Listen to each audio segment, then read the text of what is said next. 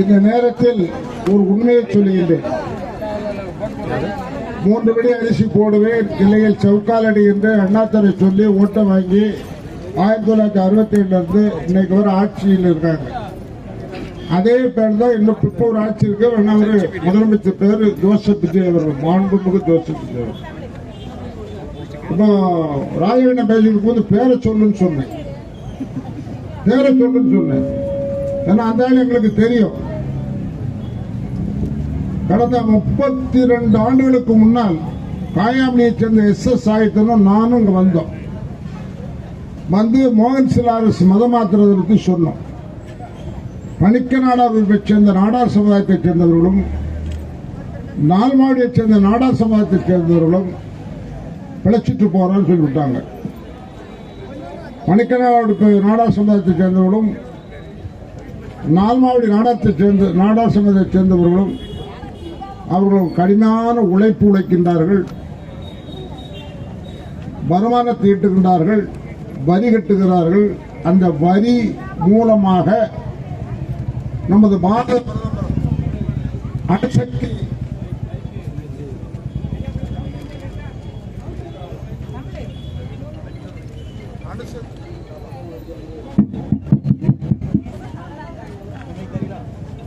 இந்த வணிகர்கள் செலுத்தும் GST மூலமாக நமது பாரத பிரதமர்கள் நமது நாட்டை காப்பதற்காக அணுசக்தியால் இயங்கும் நீர்மூழ்கி கப்பல் இயக்கிக் கொண்டிருக்கின்றார்கள். நீங்களை காப்பாற்றுவதற்கும் இதே மோகன் சிலாரசை காப்பாற்றுவதற்கும். ஆனா மோகன் சிலாரஸ் என்ன பண்றான்? வெளிநாட்டில இருந்து பணம் பிறகு சில வரம்பு இருக்கு. எல்லா நாட்டிலும் இந்த சட்டம் இருக்குது, நம்ம நாட்டில் சட்டம் இருக்குது. இந்த சட்டத்தை கொண்டு வந்தது காங்கிரஸ் பிரில இந்திரா காந்தி தான் கொண்டு வந்தாங்க. ஆனா அதை சட்டத்துக்கு கொஞ்சம் மாடி பண்ணி கொண்டு வந்திருக்காங்க. இந்த கசவாளிப்பை என்ன சொல்றான்னா, RSS காரணம் இந்து முன்னணி காரணம் இந்த பணத்தை வாங்குறதுக்கு ரெடியா இருக்காங்க.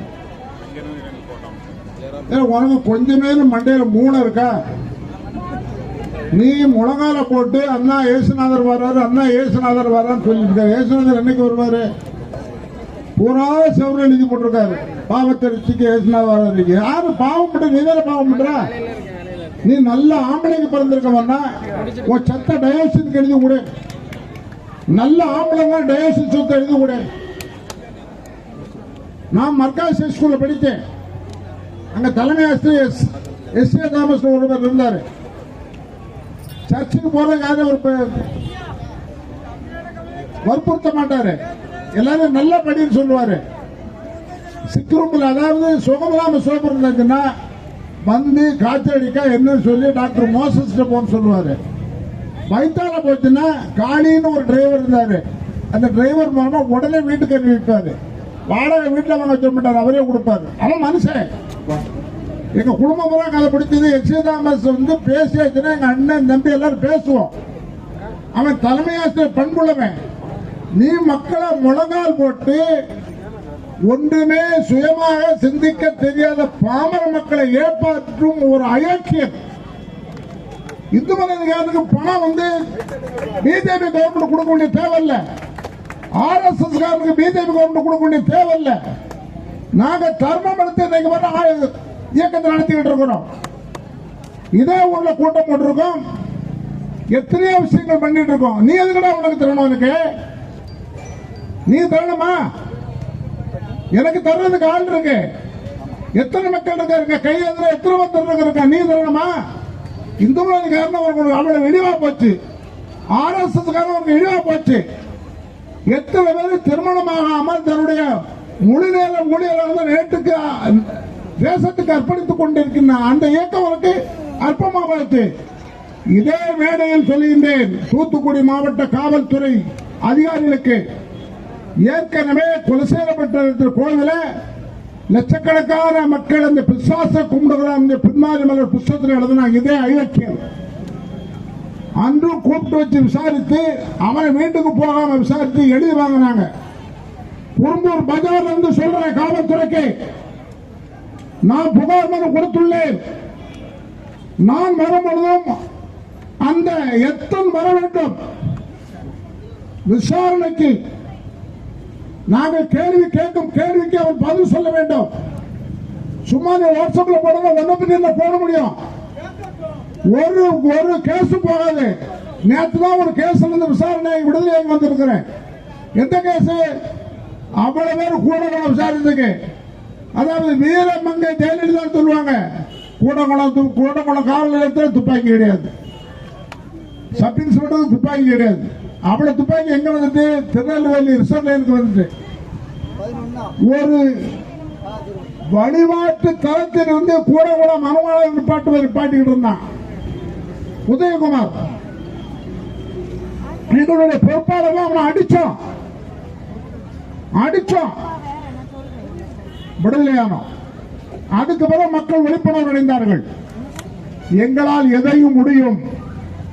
இன்று இதே அங்க வச்சு பழப்பு நடத்திட்டு இருக்காங்க, அந்த இடத்துக்குள்ள எங்களால் போக முடியும். இது விளையாட்டா சொல்லல, காவல்துறை அதிகாரிகள் கூட விளையாட்டா சொல்லல. திமுக பாணிலையோ அண்ணா திமுக பாணிலையோ தமிழக வெற்றி கழகத்தின் பாணியிலே சொல்லல.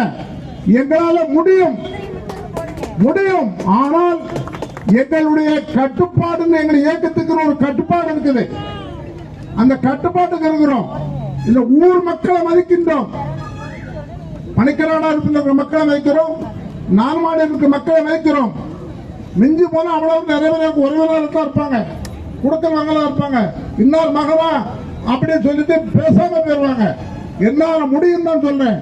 மோகன் சிலாரசன் என்கிட்ட தூது விட்டால, நெல்லை நடுமாறன, அவர் ரெண்டு உயிரோடு இல்ல. அவர் என்ன கேள்வி என்கிட்ட கேட்டு வந்தாரு, இறந்து போன மனுஷன் சொல்லக்கூடாது. நான் வாங்கிட்டு ஒரு கேள்வி கேட்கப்பா, நீ அவ்வளவு மக்களையும் சொல்றான். பிதாவை கைகுறுப்பி கண்கழித்து மருத்துவம் அது நடக்கும் இது நடக்கும் அல்ல. அர்த்தம் உள்ள இந்த பாகத்தில் கண்ணாசன் அவர் சொல்லியிருக்கார், பிறப்பை குறிக்கும் ஒரு ஆண்டவன் இறப்பை ஏன் குறிக்கவில்லை அப்படின்னு கேட்கிறார் கண்ணதாசன். பிறப்பை குறிக்கும். இன்னைக்கு சொல்வா ஒரு தாய், எனக்கு கொஞ்சம் வயிறு வலி மாதிரி இருக்குது, நீங்க எங்க நான் விட்டு வீட்டுக்கு போதாங்க அப்படி என்கிட்டயே பொம்பளை அதை வச்சு நான் சொல்றேன், எங்க வெளியூருக்கு வேறாங்க, ஊர் சுத்த வேறாங்கன்னு சொல்லுவாப்போ. நான் ஊர்ல கடந்த ஒரு நாள் கடந்தேன்.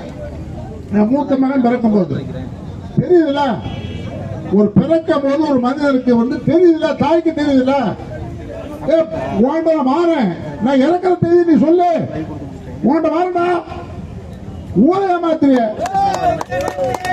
அதை சொல்லுது. நல்ல ஆம்பளை தான் நீ அதை சொல்லு. பைபிள் படி இது நடக்கியா? நான் மர்காஸ் ஹை ஸ்கூல்ல படிக்கும் போது ஒரு கிறிஸ்தவ ஸ்கூல், ஜென்ஜான்ஸ் ஹை ஸ்கூல்ல படிக்கும் ஒரு கிறிஸ்தவ ஸ்கூல், நீதிமொழியில நான் பாஸ் பண்ணிருக்கேன். நீதிமொழியில பாஸ் பண்ணிருக்கேன். எந்த கிறிஸ்தவனாலும் நீதிமொழி நடக்காதா? நீ அவன் நடந்தவன் அவனுக்கு போடுறா கிறிஸ்தவனுக்கு, அவன் அது ஒட்டுமொத்த கிறிஸ்தவனுக்கு சொல்றேன். நீ நீதிமொழி படி நடக்க. நான் நீதிமொழி ஃபுல்லா படிச்சு அதுல மட்டும் பாஸ் பண்ணிருக்கேன். எங்க ஐயா ஏசுவாரு, அதுல பாஸ் ஆகி என்ன பிரயோஜனம் அப்படின்னு கேட்பார். நீதிமொழியில பாஸ் பண்ணி நீதிமொழி படி ஒரு கிறிஸ்தவன் நடப்பாரா? நீ நட, நீ ஒரு கூடாரம்.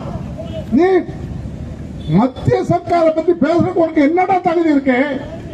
மானகட்ட ஜென்மமே. அங்க ரெண்டு கிறிஸ்தவம் இருக்கா, நேற்று ஒரு புத்தகம் இருக்கா, அவளை கைக்குள்ள போட்டு பிள்ளையார் எடுத்துட்டா. பிள்ளையார் எப்படி வைக்கணும் எனக்கு தெரியும்ப்பா. பிள்ளையார் வைக்கணும் தெரியும். இந்த குறும்பூர் பொதுக்கூட்டத்தில் தான் பேச நினைக்காத. எனக்கு ஹிந்தி பேச தெரியலனாலும் மோடி அவர்கள் வீட்டு முன்னாடி சத்தம் போடுறது எனக்கு தைரியம் இருக்கு. அதே போல ரயில்வே அமைச்சர் வீட்டு முன்ன சத்தம் போடுறது தைரியம் இருக்கு. திருநெல்வேலியில் ரயில்வே அதிகாரி இருக்காரு, அங்க போய் தகராறு பண்ண என்ன முடியும்? என்னடா பண்ண வழக்கு பண்ணுவான், வழக்கு பண்ணா அவள மந்திரி பயிலும் வழக்கு போட்டு கோர்ட்ல மன்னிப்பு கேட்டு இருக்கான். அவ்வளவு வரும், கோடிக்கணக்கான சொத்து சேர்த்து வச்சிருக்கான். அதனால எதையும் முடியும் என்று தெரிகிறோம். இன்னொரு குறும்பூர் காவல் நிலையத்துக்கு ஒரு பணிவான வேண்டுகோள். நம்முடைய பின்தங்கிய சமுதாயத்தை சேர்ந்த இந்து சமுதாயம், ஒரு சமுதாயம் இருக்குது.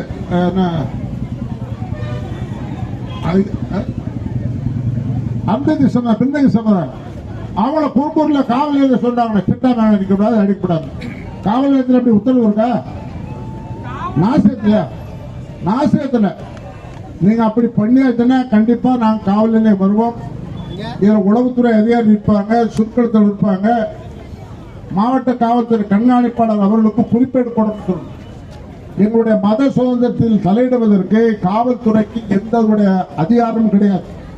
நாங்க 12 மணிக்கு சாமி கும்பிடுவோம், 3 மணிக்கு சாமி கும்பிடுவோம், விடியகால 4 சாமி கும்பிடுவோம். அப்படி நீங்க தைரியமான அதிகாரிகளாக இருந்தால் உச்ச நீதிமன்றத்தில் 2 நீதிபதி தீர்ப்பு சொல்லி இருக்கிறார், கூம்புக்குழாய் பயன்படுத்தக்கூடாதுன்னு சொல்லி. இந்த மாவட்ட ஆட்சியரும் மாவட்ட காவல்துறை கண்காணிப்பாளரும் 69 பள்ளிவாசலுக்கு காயல்படல, ஒவ்வொரு பள்ளிவாசலையும் 78 கூம்புக்குழாய் வச்சிருக்கான், நாசியத்தில் கூம்புக்குழாய் வச்சிருக்கான். அவளத்தின் அவரு அதுக்கு மேல எங்கிட்ட வா, சட்டம் பேசியாச்சுன்னா எங்களுக்கு சட்டம் பேச தெரியும். நான் படிக்காதவன் தான், சட்டம் பேசணும் எங்களுக்கு சட்டம் பேச தெரியும். சட்டம் கையில இருக்குது. 2 நீதிபதி சொல்லியிருக்கான். யாரு? உச்ச நீதிமன்ற நீதிபதி. கூம்பு குழாய் கட்டக்கூடாதுன்னு தெரியுமா? மாவட்ட ஆட்சித்தலைவர். மாவட்ட ஆட்சித்தலைவர் எப்படி? மாவட்டத்தின் அச்சாணி. அதனால தயவு செய்து மாவட்ட ஆட்சித்தலைவர் முதல்ல மாவட்ட காவல்துறை கண்காணிப்பாளர் அவர்களுக்கு ஒரு மெமோ அனுப்புங்க. தூத்துக்குடி மாவட்டத்திற்கு கூம்பு குழாய் அனைத்தையும் அப்புறப்படுத்தணும் சொல்லி அப்படி மெமோ கொடுத்துருச்சுன்னா அங்கிருந்து நம்ம சபாநாயகர் வருவார். வேறு சொல்லி உள்ளார், நீங்கள் கூம்பு குழாய் அப்புறப்படுத்தக்கூடாது, அல்லேலூயா ஆமென் அப்படின்னு சொல்லுவார். அதுக்கு நீங்க தயாரா இருக்கு. அதனால தமிழக கழகமும் திமுக அப்படி பாதி இப்படி பாதி இருந்தான். இப்ப தமிழக வெற்றிகளும் சபாநாயகர் பைபிள பேசுறாரு. நம்மளுடைய நிதியமைச்சர் மரியவில்சன் என்ன சொல்றாரு? பைபிள்ல நிறைய சொல்லியிருக்காரு. மரியவில்சன் ஏபிஆர் மருமகன். எம்ஜிஆர் ஏமாத்தி பூரா சோழிங்கநல்லூர்ல பட்டா போட்டு வச்சுக்கிட்டாங்க. அவன் மருமகன் சொல்றான், பைபிள்ல சொல்லியிருக்கேன். அப்ப பைபிள்ல ஏன் தமிழ்ல வச்சிருக்கா? அதை நான் இருக்கட்டா? 100 மத்தியில் தான் சொல்றேன். பைபிள்ல ஏன் தமிழ்ல வச்சிருக்கா? பைபிள்ல தமிழ்ல வைக்க கூடாது, மரியவில்சன் சொல்லிருக்கா. அதை படிச்சுதான் அவர்கள் தெரிஞ்சுக்கிட்டாங்க.